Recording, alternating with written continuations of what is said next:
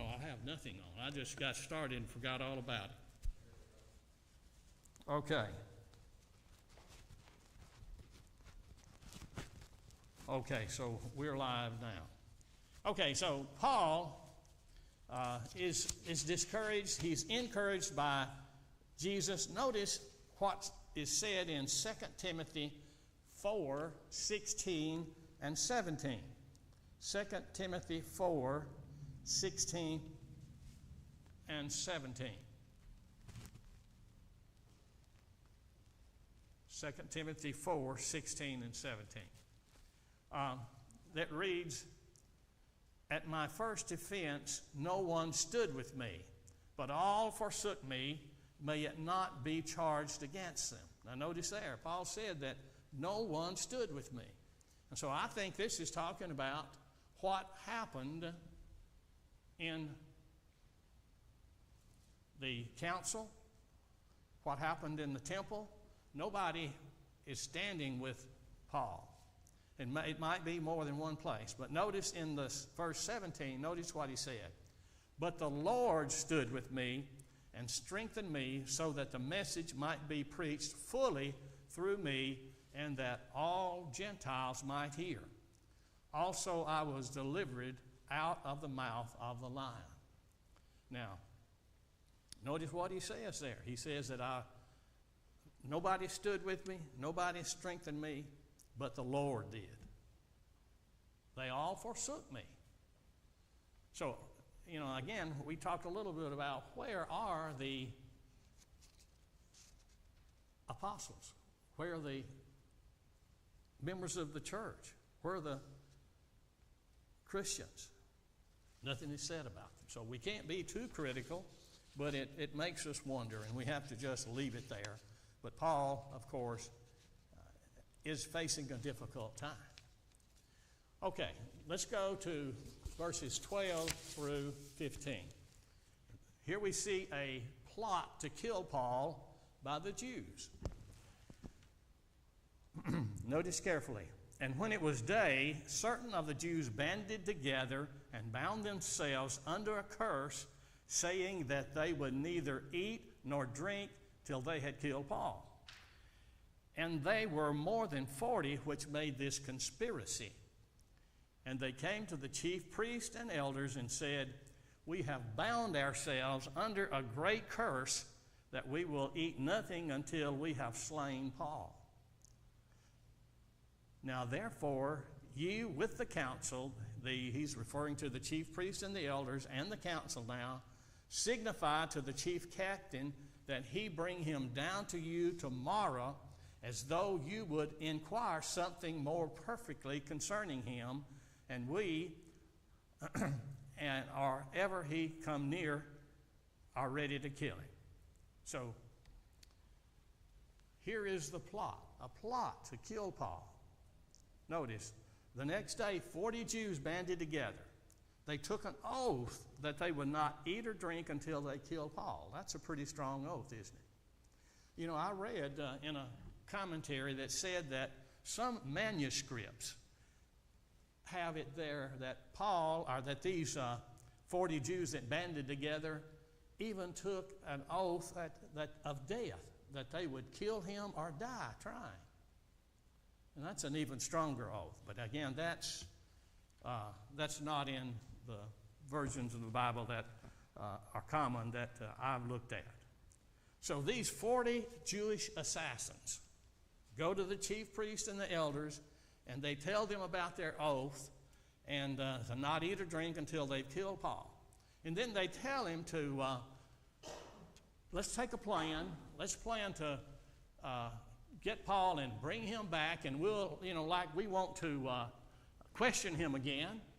And as he's on the way down, we will attack him. We'll be near and we'll attack him. Can you imagine 40 people involved in this assassination attempt?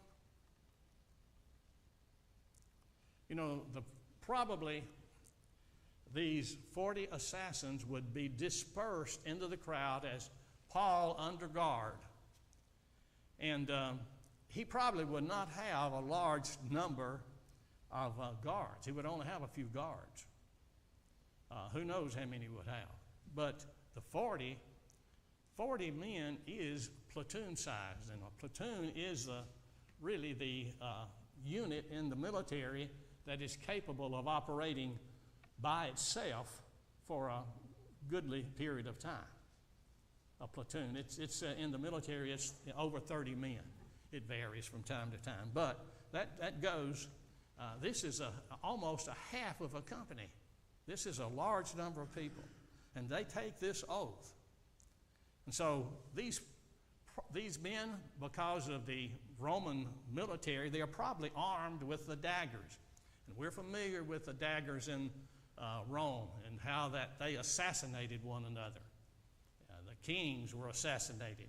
We're familiar with Julius Caesar, aren't we? And him being assassinated in some of the plays there of Shakespeare. But they would be armed with these razor-sharp daggers hidden in the folds of their clothes, a small dagger, but it would be deadly. And Paul would likely be rushed into the area with the Roman guards, and again, few in number, and once they were near enough, then they would just converge on him. And they would kill Paul. But think about it now. Think about it. Not only would they have to kill Paul, they would have to kill the guards, wouldn't they? So this plan had been thought out. And if you think about it, it's likely that there would be innocent bystanders. A preacher, a brother by the name of David Roper, has written a commentary on Acts for Truth for Today commentaries out of Arkansas, and he had some thoughts on that.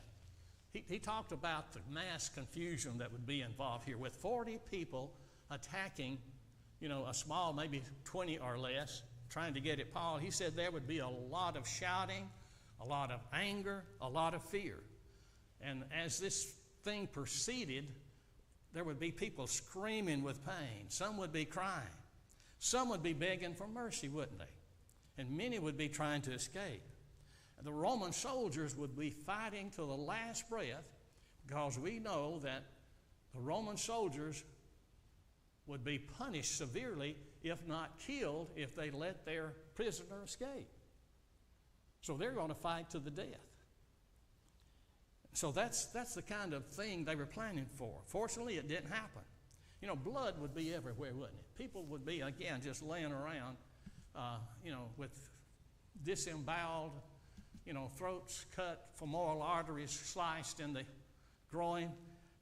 Dead would be laying around. The wounded would be crawling and dragging themselves out of the way. And again, innocent bystanders. So this is not a pretty thing. It shows you the degree that the Jews have fallen to. They crucified Christ. But notice, they're a lot much braver. They're not waiting to try Paul. They're going to assassinate him. That's the only word that can be used to describe that. Are there comments? When you see this back in that time frame, sometimes it brings to my mind some of the political goings on that we have today, and some of these folks fight to the death to defend their position. Yeah. We call those folks zealots, don't we? They're overly zealous, and the Jews had plenty of them, and many of them were different views. Like you had the Pharisee zealots, you had the Sadducee zealots, and it's like that today. Fortunately, it never comes to blows. It hasn't, and that's a thing that we are afraid of course. Any other comments?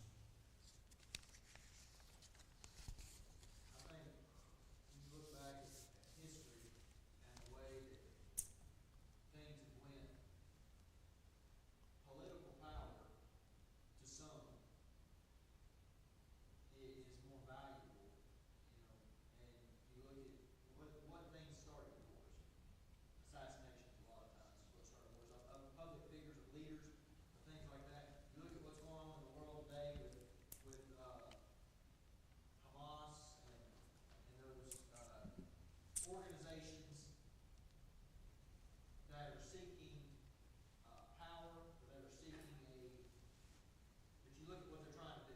Yeah. trying to eliminate opposition to what they believe in. Yeah. So the Jews here, we already, in chapter 22, we looked at Paul's description and his account of everything that's happened to him, how he used to be one of those zealous Jews. Yeah. So Paul can probably, at this point, understand why they're coming after him, because he used to be there. Mm-hmm. He used to be after people like himself now. So he knows, and that's probably one of the reasons why Paul could probably see some of these threats coming. He understood the threats that would be coming. He's okay. Be discouraged and, lose hope. Okay? Thank you. Anything else? So, those are good points. We see these attitudes that people are willing to cause great violence to get their way. There's an old saying that power corrupts, but absolute power absolutely corrupts. And I may have misquoted that. You're an English major. Am I close on that? That's close Okay. But yeah, when power is consolidated into one person or a small group even, and they are not held accountable, they do what they want to. And this is what's happening. And I think it's happened in Islam, because that kind of behavior, the suicide bombers that we all are familiar with, is another example of assassinations. Okay, anything else before we look at verses 16 through 22? Am I getting some feedback when I've been down? Any? Okay. Okay, looking at verse 16 through 22. And when Paul's sister's son heard of their lying in wait, he went and entered into the castle and told Paul. And then Paul called one of the centurions unto him and said, Bring this young man unto the chief captain, for he hath a certain thing to tell him. So he took him and brought him to the captain and said, Paul the prisoner called me unto him and prayed me, Bring this young man unto thee, who hath something to say unto thee. Then the chief captain took him by the hand and went with him inside privately and asked him, What is that thou hast to tell me? And he said, The Jews have agreed to desire thee that thou wouldst bring Paul down tomorrow, into the council, as they would inquire somewhat of him more perfectly. But do not thou yield unto them, for they lie in wait for him, of them more than 40 men, which have bound themselves with an oath, that they will neither eat nor drink till they have killed him, and now are ready, looking for a promise from thee. So the chief captain let the young man depart, and charged him, See thou tell no man that thou hast showed these things to me. So Paul's sister's son, Paul's nephew, right? Paul's nephew hears about the plan to ambush Paul, and he goes to the castle, and he tells Paul about it. And then Paul calls one of the centurions and tells him to carry the young man to the chief captain and asks him to let him tell him. And the centurion took the young man aside, took him by the hand, it says, and guided him aside and privately asked him, What do you have to tell me? The young nephew of Paul tells the chief captain about the plan. And then the captain seems to believe him, doesn't he? He seems to believe him. And he instructs him to tell no one that you have notified me of these things, and then he sent him on his way. Now, as far as I know, this is the only verse in the Bible that says something about Paul's family. Do y'all know any other verse in the Bible that talks about Paul's family? I don't. There are some references to kinsmen, but I believe the context of that is saying that these, and then that Greek word would be translated as fellow Jews. They're related, they're brothers in the sense of being Jewish brothers. That's the way it is, and we understand that. We're brothers, but not physical brothers. We're spiritual brothers, aren't we? Brothers and sisters. So that was this, as far as I know. I've never thought about it till I was studying this a little bit. Okay, so we've gone over the plot here. It's brought to the chief captain, and then it's in his lap, and he has to do something about it. Why did Paul tell the young man not to tell anyone, reckon? Well, the chief captain has a plan, doesn't he? He has something that he's going to do. And in the next section, we'll see Paul sent to Felix the governor. This is verses 23 through 35. But I'm going to talk about verses 23 and 24. Let's look at Acts 23, 23 and 24. Would someone like to read that? Let me rest my voice a minute and give my feeble brain time to think. Said Acts 23, 23 and 24. 23, 23 and 24, please. Then he called two centurions, saying, Make ready 200 soldiers to go to Caesarea, and horsemen 80, and spearmen 200 at the third hour of the night, and provide the beasts that they may set Paul on, and bring him safe unto Felix the governor. Notice how much information is contained in those two verses. Luke, inspired by the Holy Spirit, is able to say in a few words and just get right down to the point. No wordiness in the Bible. So the chief captain calls for the two centurions and tells them to make preparation to go to Caesarea.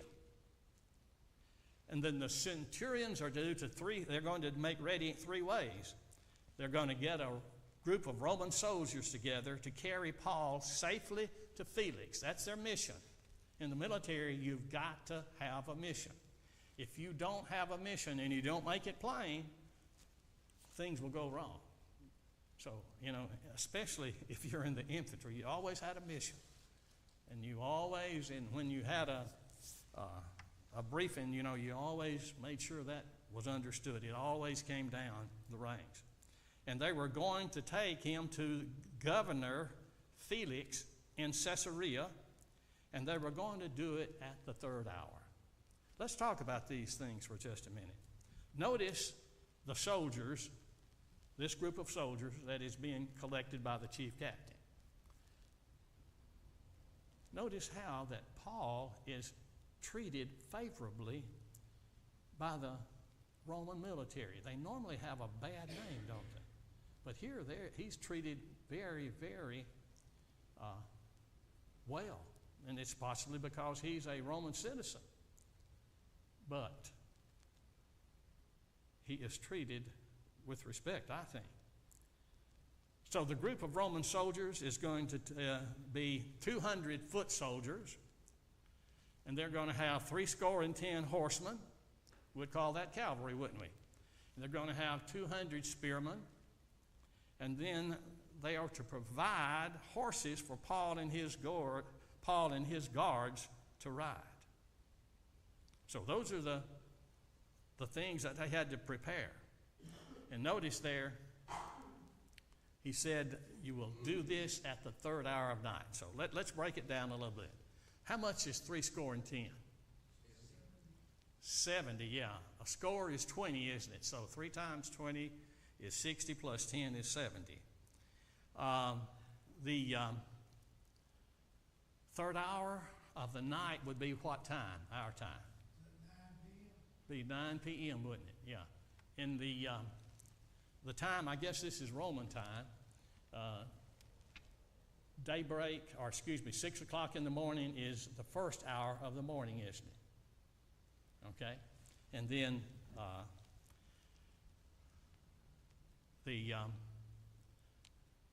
from 6 to 6 is how they would get. 6 hours would be the first hour. So the third hour of night would be our 9 p.m. What do we know about Caesarea? Are we familiar with Caesarea? Coastal city. It's a coastal city on the blank sea. Mediterranean, yeah. It's Mediterranean Sea. There are 3 seas that we encounter. One is the Sea of Galilee, and the Sea of Galilee is a small place, isn't it? And then we have a very large body of water, the Mediterranean Sea. And then to the northeast of that, we have the Aegean Sea. And the Aegean Sea is in Asia Minor, where Paul has been. So we've got three bodies of water there that we are familiar with. So Caesarea is a seaport on the Mediterranean Sea. It's also the Roman headquarters in the Palestine area. They probably had one or two Roman legions stationed there. And from there, they placed them out in cities like Jerusalem, Joppa, where else they wanted to go. And they would let them keep the peace in those places. They were they were under what we would call martial law. Martial law. We'd call it martial law. M-A-R-T-I-A-L. Army law. And they would take care of the peace. And the Roman government did not like to have a lot of disruption. And we can see these Roman officers trying to keep the peace. They try to please the Jews sometimes. That's what Pilate did with Jesus, didn't he? Pilate was afraid of the Jews. He wasn't afraid of the Jews. He was afraid that something would get back about his record, and he wouldn't get his ticket punched to be at the next level in the Roman government, Roman army. So the Roman headquarters was in Palestine. So that's where the governor lived, Felix. Caesarea is about 65 miles from Jerusalem.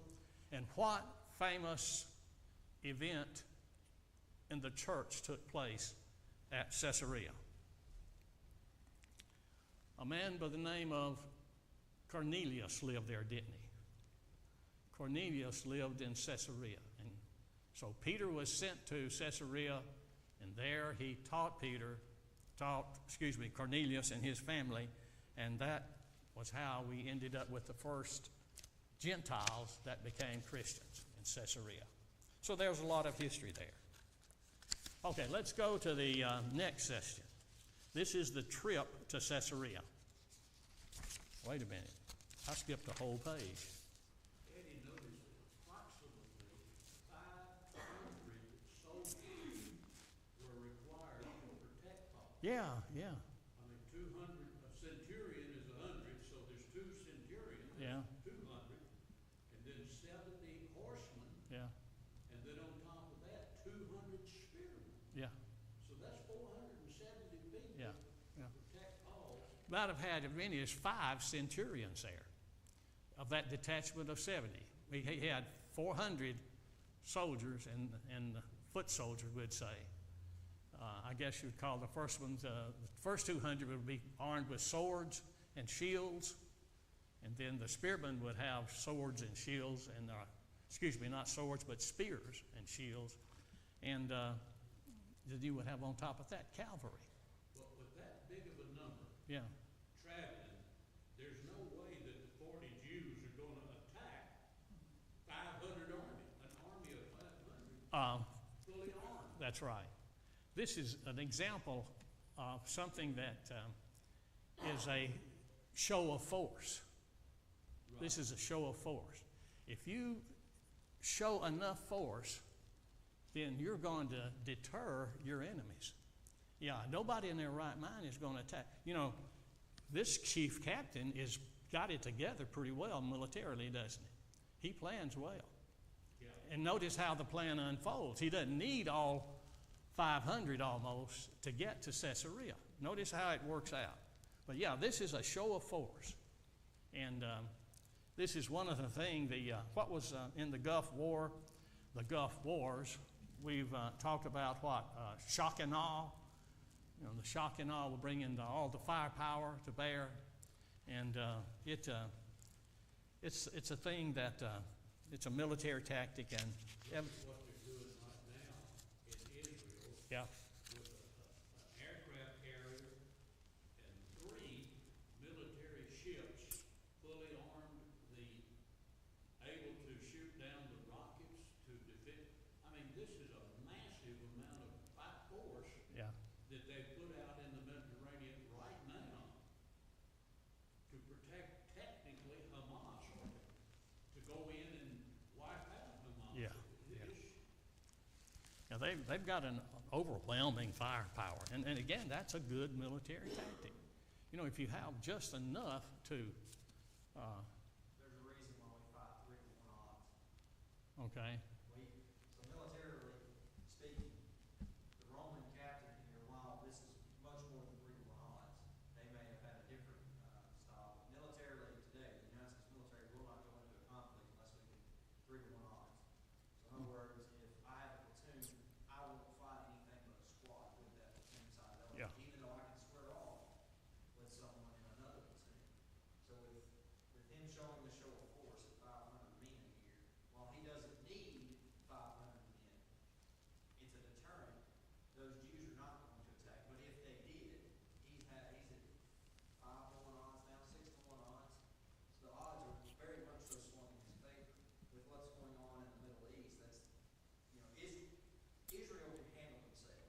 Their technology and all that stuff, Israel can handle themselves. We're more or less over there to look big and threaten towards anybody else that's trying to get involved and help Hamas. So when you, Paul here is probably thankful for those 500 Roman soldiers, so where he's not really having to worry about.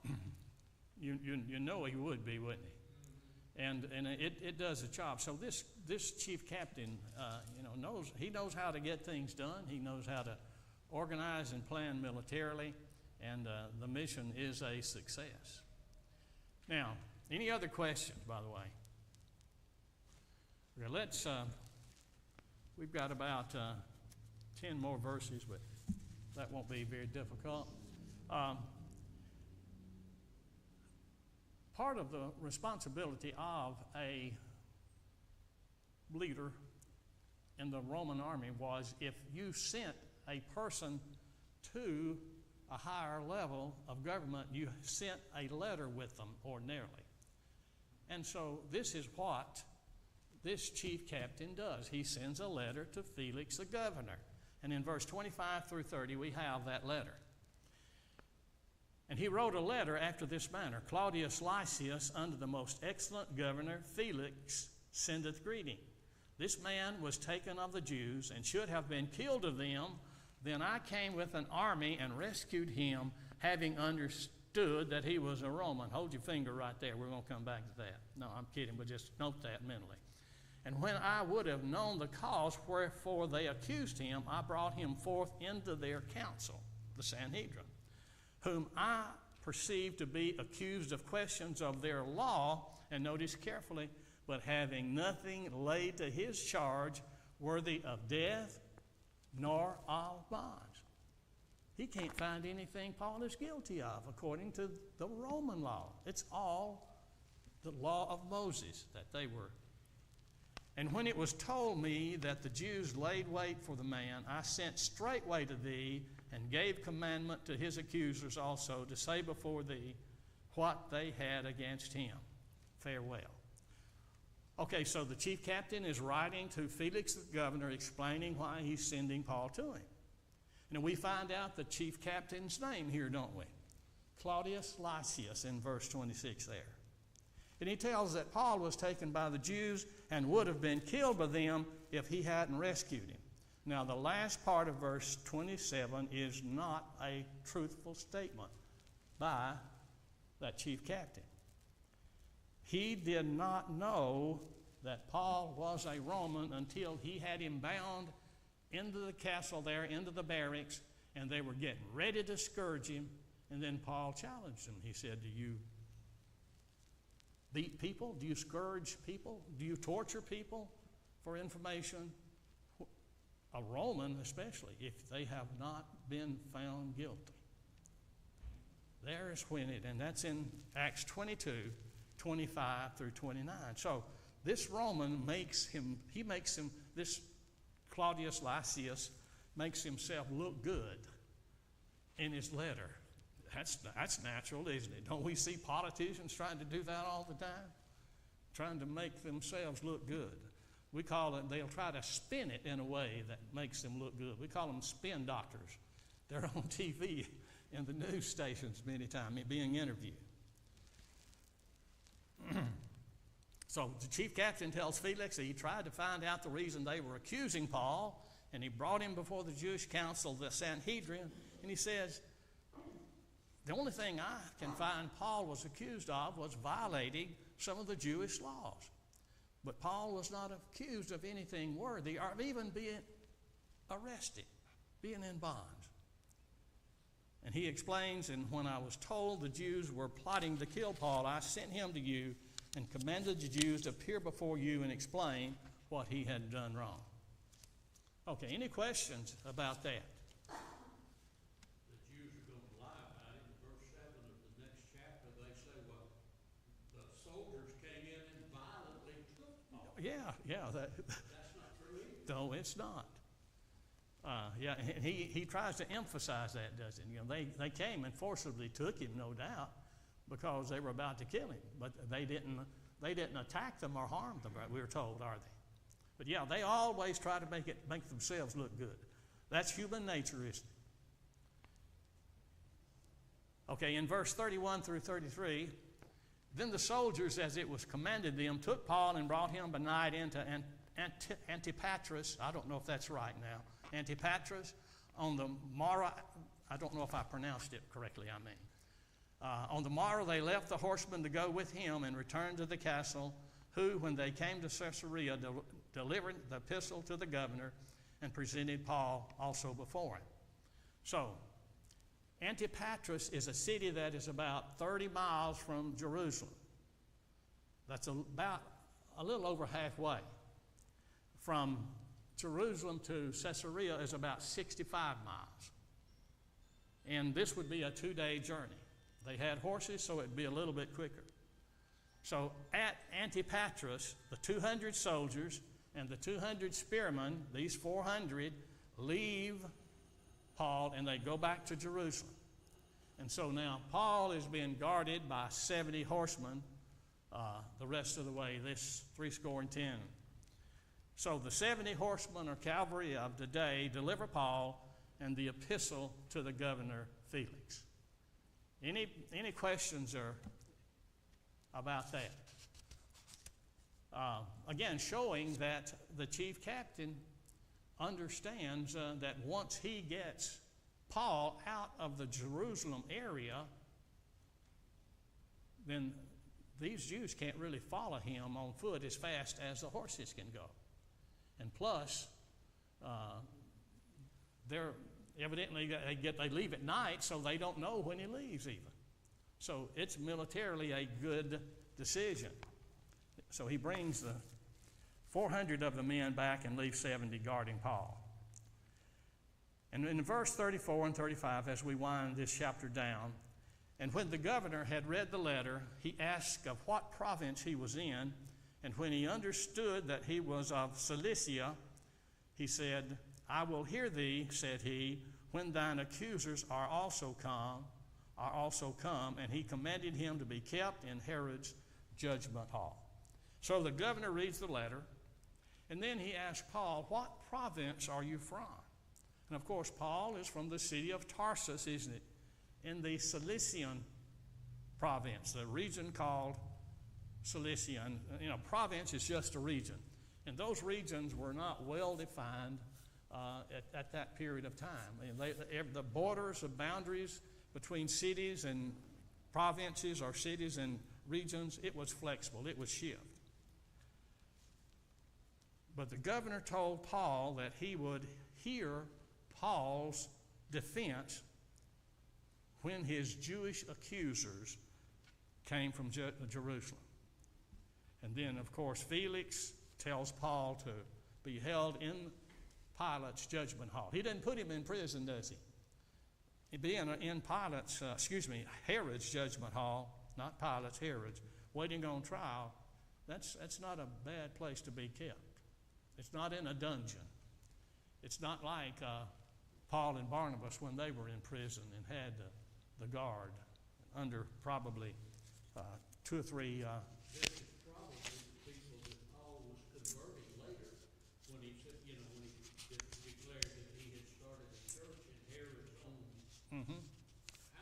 no doubt he had So converts. these are the people that, No doubt he taught many of their servants, didn't he?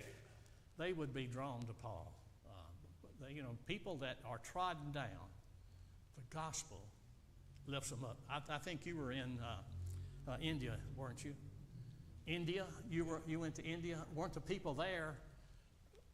Didn't they like to hear the gospel because of their caste system? Your levels they had, and those lower level people probably, to my thinking, would be attracted by the message of the gospel. possibly the people in India, they were more fascinated that a white guy would come among them and associate with their children and so forth. Yeah. They followed me around and held on to me or just touched me. Yeah. So, but that's India, not Yeah. ancient But Rome. again, they look up to someone that has time to deal with them and talk to them, and these servants many times, we know that many of the slaves became Christians, and in the same congregation you might have slaves, you would have their owners maybe even. A bad situation, and of course it has rectified itself. Okay, so here Paul is. He's brought into the castle. He's brought into Felix the governor, and Felix asks him, where are you from? I suppose the Bible doesn't say. Most of the commentaries think that what Felix is trying to do is see if he falls under his jurisdiction. Just like the state of Alabama can't try people in Mississippi for crimes they commit there. And so it is a means, I think, of determining if he has jurisdiction over him. Evidently he thinks he does, and he tells him, well, I'll hear the case. And he said, just as soon as the people from your accusers from Jerusalem come. And remember, Claudius Lysias, the chief captain, had commanded that the Jews come down and appear before Felix and accuse Paul, where he gets a face-to-face hearing. And that will be in chapter 24, and Bill is going to take chapter 24 next, Lord, today. Okay. I appreciate all the help and all the comments.